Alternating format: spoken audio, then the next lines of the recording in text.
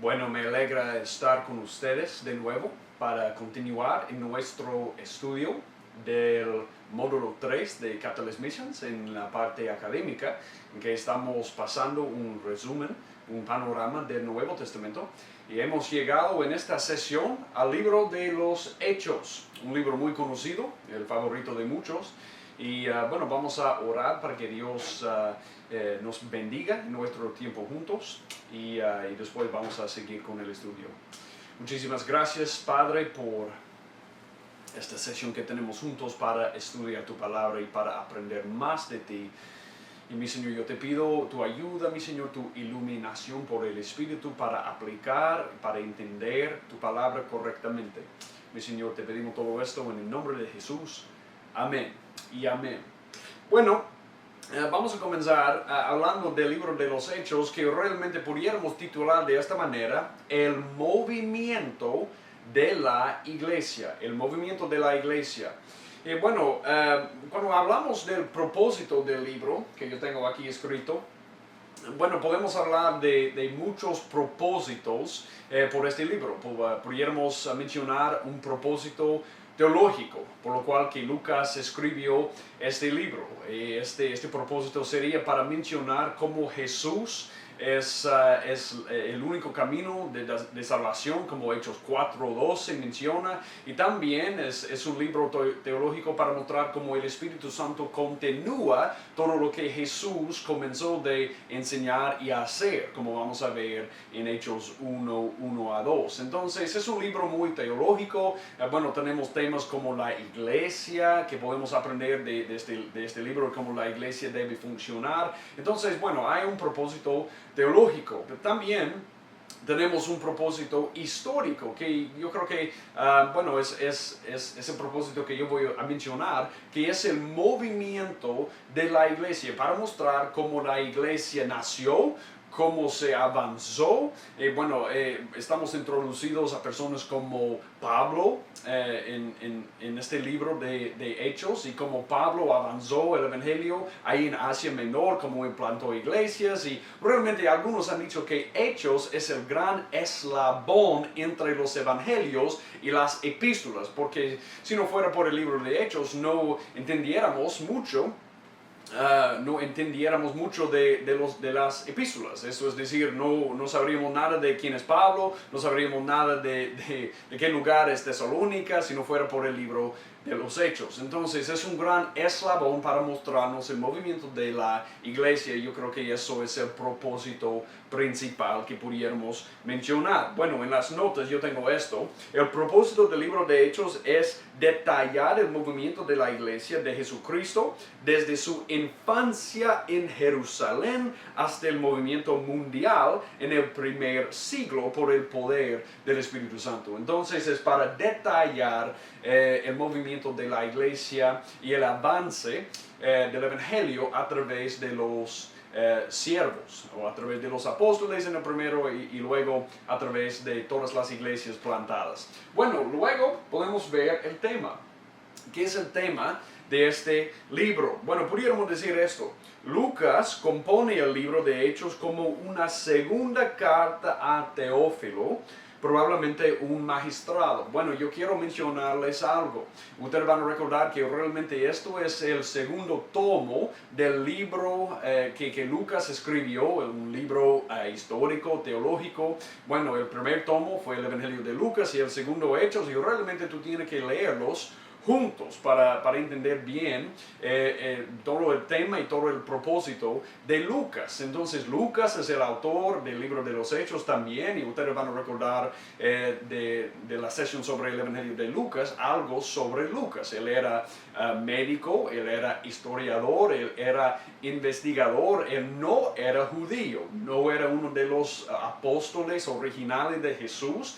Bueno, él conoció a Pablo, y de ahí él aprendió todo lo que, bueno, más o menos todo lo que él aprendió sobre Jesús y el Evangelio y también el ministerio de Jesús. Entonces también él había investigado mucho mientras Pablo estuvo en la cárcel, probablemente en Cesarea. Él había investigado mucho sobre el ministerio de Jesús y todo en Jerusalén.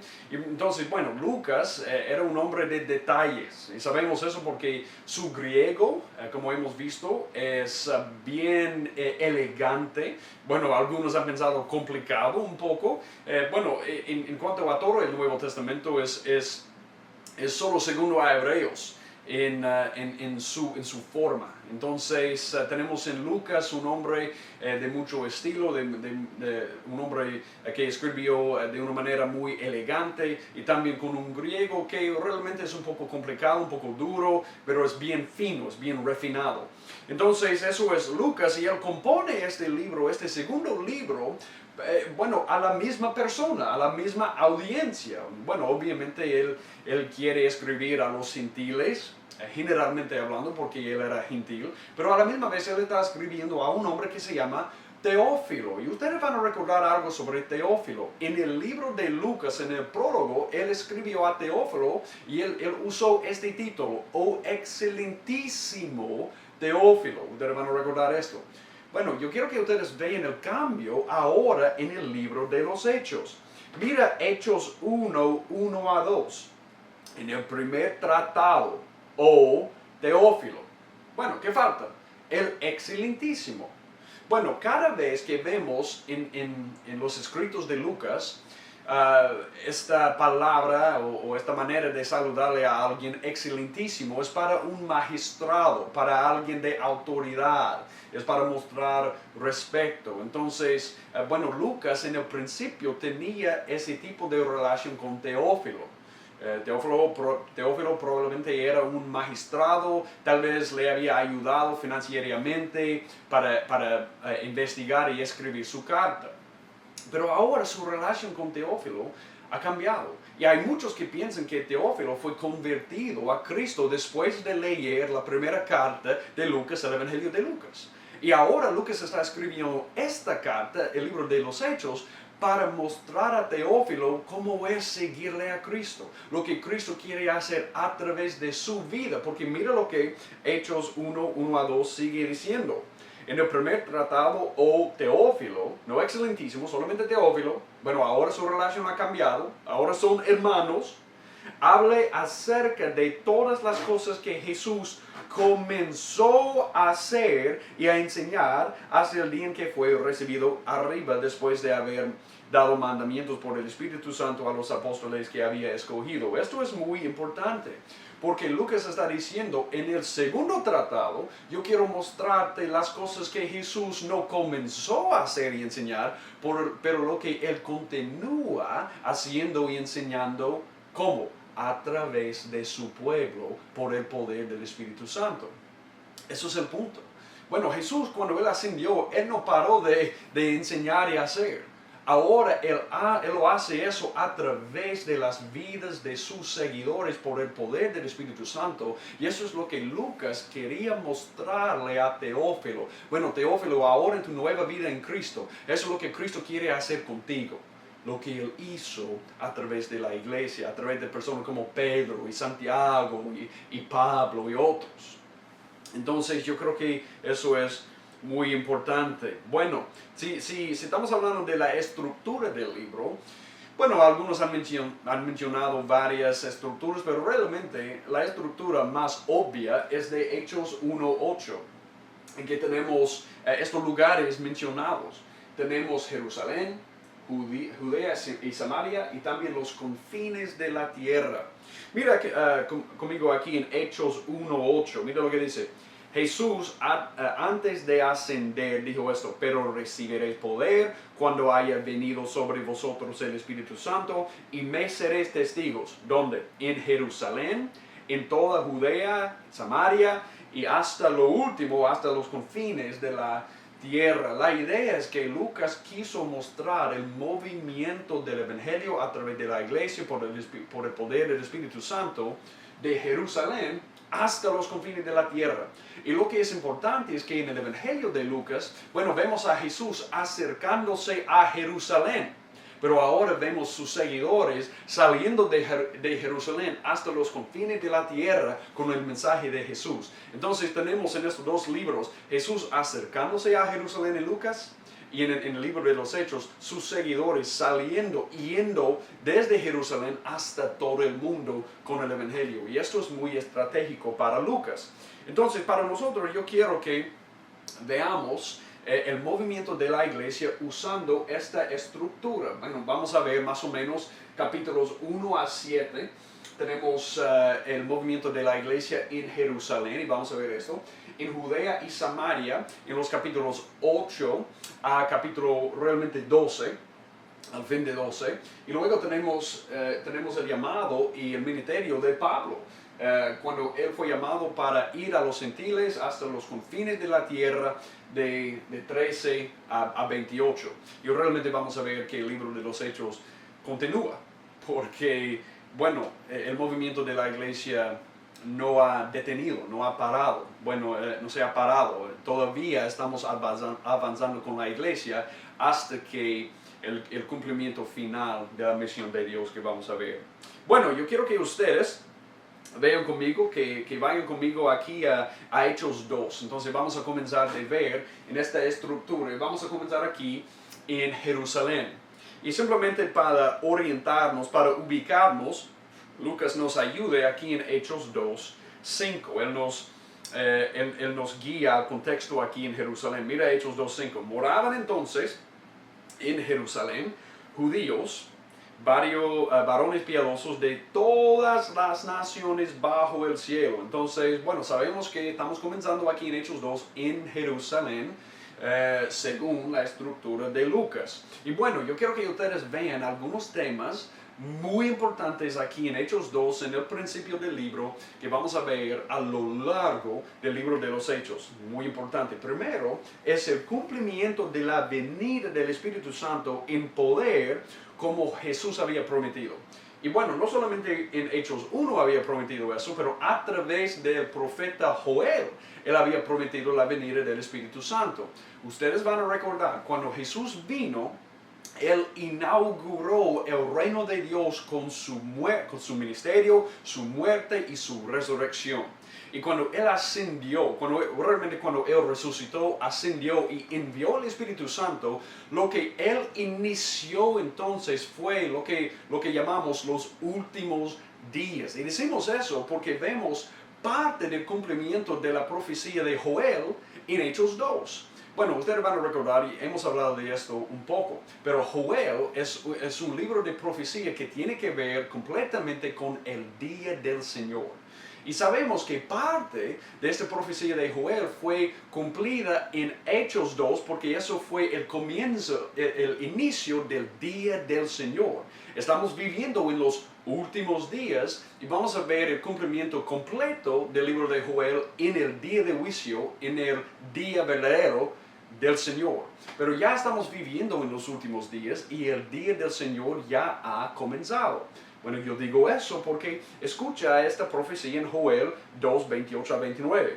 Y después de esto, derramaré mi espíritu sobre toda carne, y profetizarán vuestros hijos y vuestras hijas, vuestros ancianos soñarán sueños, y vuestros jóvenes verán visiones, y también sobre los siervos y sobre las siervas derramaré mi espíritu en aquellos días. Bueno, eso es Joel 2, 28 a 29. Bueno, ustedes van a reconocer esto, porque esto es lo que vemos Pedro citando en el día de Pentecostés para explicar lo que está pasando. Entonces, lo que vemos ahí, Joel tiene que ver con el día del Señor, es que el día del Señor comenzó con la venida del Espíritu Santo en Hechos 2. Estamos viviendo en este periodo largo del día del Señor, en los últimos días, en los últimos tiempos, y un día vamos a ver el cumplimiento final de esta profecía de Joel en el día a día del Señor, en el día del juicio. Bueno, entonces esto es muy importante para entender lo que fue iniciado ahí en el nacimiento de la iglesia y lo que estamos viviendo ahora en la plenitud del Espíritu Santo. Bueno, vamos a ver más de eso en un momento.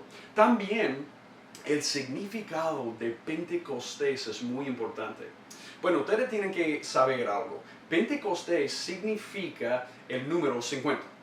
Pentecostés significa 50 y realmente significa 50 días. Bueno, había una festival, una fiesta en Israel que se llama la fiesta de Pentecostés. Bueno, eso fue una fiesta para celebrar la cosecha y la fidelidad de Dios para llevar a cabo la cosecha y para proveer por su pueblo.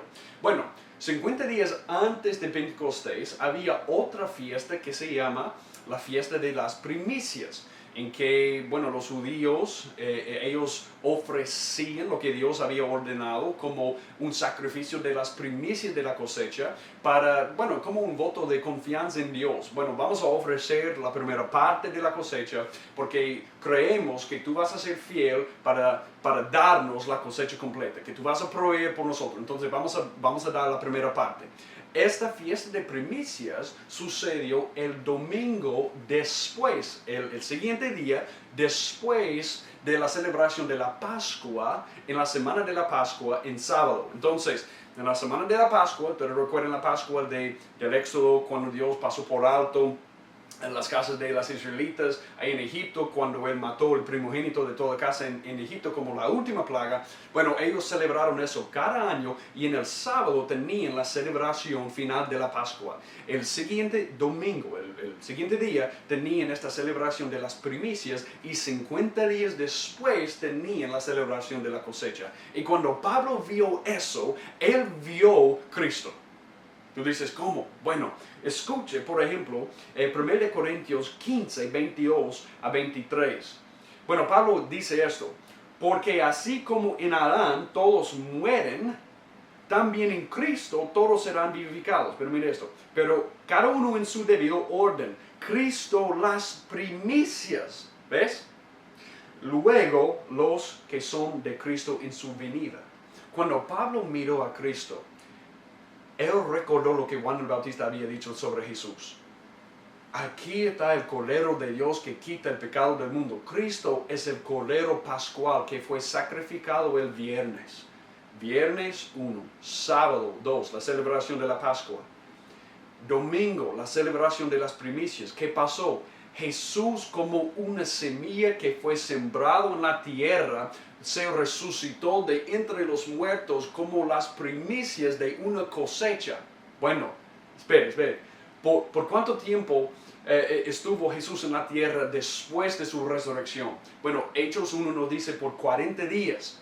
Después la iglesia, Hechos 1:14, oraba por 10 días. ¿Y qué pasó en el día 50, el día de Pentecostés? Y todos los judíos estaban ahí celebrando la cosecha y había una cosecha espiritual. Bueno, en que la gente fue rescatado de su tumba de muerte y fueron resucitados espiritualmente con Cristo. Y esta cosecha sigue. Bueno, todos nosotros participamos en esta cosecha cuando fuimos salvados y un día vamos a recibir la resurrección física de nuestros cuerpos y Jesús nos va a dar un cuerpo glorificado como semejante al cuerpo suyo. Entonces Él es el cumplimiento de la fiesta de primicias, porque Él fue la primera de resucitar de la tumba y nosotros vamos a seguir. Y esto es todo el punto de Pentecostés. Bueno, Pascua, primicias, cosecha. Bueno, y todo esto Cristo cumplió. Entonces cuando pensamos en Hechos 2 y lo que vemos ahí, el nacimiento de la iglesia y esta cosecha de 3,000 almas, bueno, debemos pensar, eso es lo que Dios estaba profetizando en el Antiguo Testamento con estas fiestas. Cristo es el Cordero Pascual, Él murió, Él se resucitó de entre los muertos como las primicias y nosotros 50 días después tenemos el comienzo de la cosecha y esta cosecha continúa. Estamos participando. Él dijo a sus discípulos en Juan 4, levanta los ojos, alza los ojos, mira, la cosecha está blanca. Bueno, la cosecha sigue para ustedes. Hay que participar en la cosecha y un día vamos a ver todos los cristianos que han participado en la cosecha espiritual, que han sido levantados de su tumba espiritual para ser resucitados espiritualmente con Cristo, para recibir su vida. Un día vamos a ver todos ellos siguiendo a Cristo en un cuerpo glorificado. ¡Qué maravilla! qué maravilla, eso es increíble.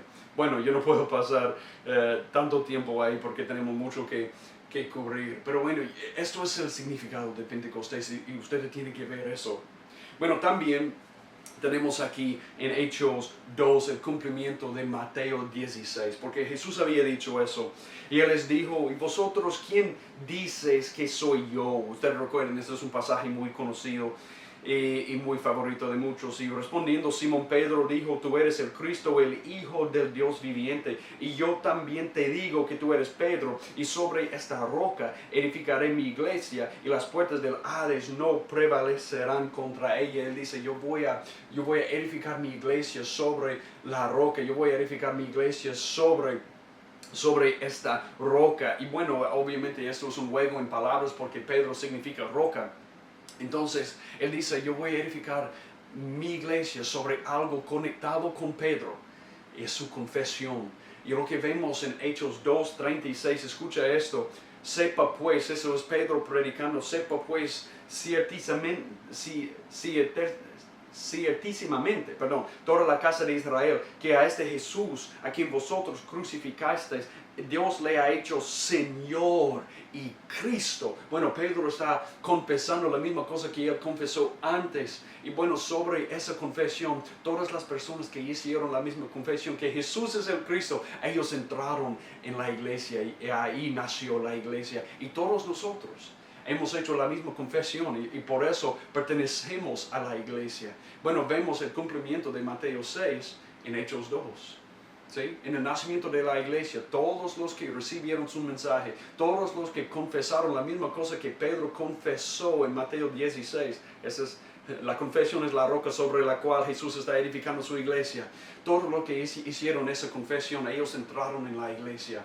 Y bueno, nosotros participamos en eso porque Romanos 10:9 dice que si confiesas que Jesús es Señor y crees en tu corazón que Él fue resucitado de entre los muertos, serás salvo. Y nosotros hemos sido salvos haciendo la misma confesión. Hemos sido construidos sobre la roca de la confesión de Pedro. Bueno, podemos ver aquí también que a través de los relatos del Evangelio, los discípulos y la nación judía habían confundido la expresión de reino. Bueno, ustedes pueden ver todavía que los discípulos habían confundido un poco lo que Jesús vino a hacer la primera vez. Ustedes recuerden que Jesús vino para inaugurar el reino, pero no para culminar el reino en su primera venida. Y cuando los discípulos, bueno, Él estaba a punto de ascender en Hechos 1, y mira lo que ellos le preguntaron de nuevo. Entonces los que se habían reunido le preguntaron diciendo, Señor, ¿restaurarás el reino a Israel en este tiempo? Y Él les dijo, no os toca a vosotros saber los tiempos o los sazones que el Padre puso en su sola potestad, pero recibiréis poder cuando haya venido sobre vosotros el Espíritu Santo. Bueno, Él dice, eso no es para ustedes saber. Bueno, ustedes todavía no han entendido que yo he venido para inaugurar el reino, pero a ustedes a ustedes les toca continuar la expansión del reino hasta el final en que yo voy a venir de nuevo para culminar el reino. Y lo que vemos en Hechos es nuestra responsabilidad dentro del reino de Dios. ¿Qué estamos haciendo? Jesús ha inaugurado el reino, un día Él va a culminar el reino. ¿Qué tenemos nosotros? Predicar el reino de Dios, el Evangelio, a todas las naciones para extender el reino de Jesús a todas las naciones. Ese es nuestro deber. No es nuestro deber saber los tiempos, las épocas, nada de eso. No. Mi deber es hacer el libro de Hechos, de ir a todas las naciones, predicando el Evangelio, bueno, queriendo, deseando la venida de Jesús. Pero no poniendo mi mente en este tiempo o otro tiempo y tratando de averiguar esto o otro, no, simplemente para predicar el Evangelio a todas las naciones hasta que Él culmine el reino de Dios. Entonces vemos esto en ellos y por fin, después de la venida del Espíritu Santo, ellos captaron esto bien y debemos participar en lo mismo. Tenemos muchos hoy día que están tratando de averiguar los tiempos y las épocas en lugar de hacer su parte en el reino de Dios. Jesús lo inauguró, un día Él lo va a culminar. Nuestra parte es expandir el reino de Dios, como Mateo 24:14 dice, predicarán el Evangelio en todas las naciones y entonces vendrá el fin. Nuestra parte, predicar en todas las naciones en el poder del Espíritu Santo. Bueno, lo que tenemos aquí en Hechos 3. En Hechos 3 todavía estamos en el contexto en Jerusalén. Pedro y Juan subían juntos al templo. Y Lucas nos ayuda de ser orientados. Bueno, sabemos dónde están. Ellos están en el templo está en Jerusalén. Todavía estamos aquí en la estructura en Hechos 3, a la hora novena de la oración. Y bueno, lo que vemos aquí es que a través de los apóstoles vemos la continuación, como vimos en Hechos 1 a 2, la continuación de lo que Jesús hizo y enseñó. Mira lo que sucedió aquí, Hechos 3. 2 a 3 y 6. Y era traído un hombre cojo de nacimiento, a quien ponían cada día a la puerta del templo que se llama La Hermosa, para que pidiese limosna de los que entraban en el templo. Cuando vio a Pedro y a Juan que iban a entrar en el templo, les rogaba que le diesen limosna. Mas Pedro dijo: no tengo plata ni oro, pero lo que tengo te doy. En el nombre de Jesucristo de Nazaret, levántate y anda. Eso es Hechos 3, 2 a 3 y 6. Bueno, lo que vemos aquí, Pedro haciendo lo que Jesús hizo. Tú puedes comparar eso con Lucas 4. Y Pedro enseñando lo que Jesús había enseñado. Que eso es por el poder de Jesucristo. Esto es para mostrar que Jesús es Señor. Y vemos a través de Pedro y Juan aquí una prueba de que el Espíritu Santo quiere continuar a través de nosotros, haciendo y enseñando lo que Jesús comenzó en su ministerio. Él quiere continuar haciendo y enseñando a través de nosotros, y tenemos una prueba de esto aquí. Bueno, ustedes saben que con el avance del reino de Dios tenemos el inicio de la persecución. Bueno, ustedes saben lo que sucedió con ellos en Hechos 4, no por causa de hacer un milagro, pero por causa de predicar en el nombre de Jesús. Ellos fueron arrestados y ellos fueron echados en la cárcel.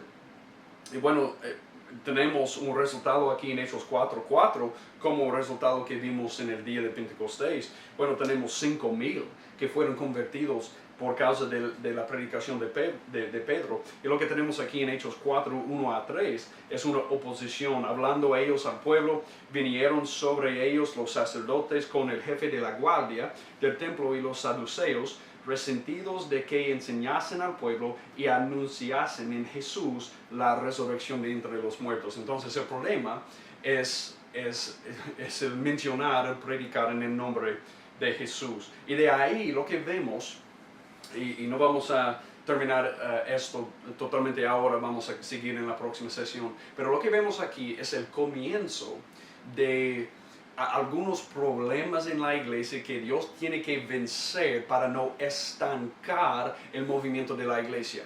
Entonces tenemos luchas o amenazas internas y externas de que Dios tiene que vencer para no estorbar para no estorbar o para no dejar que el movimiento sea estorbado de la iglesia. Entonces Dios quiere, y Él va a mostrar su fidelidad para lidiar y tratar con cada lucha que la iglesia tiene para que la iglesia siga avanzando con el Evangelio. Y eso es algo que tenemos que recordar. Entonces, bueno, la primera amenaza que vemos es algo interna.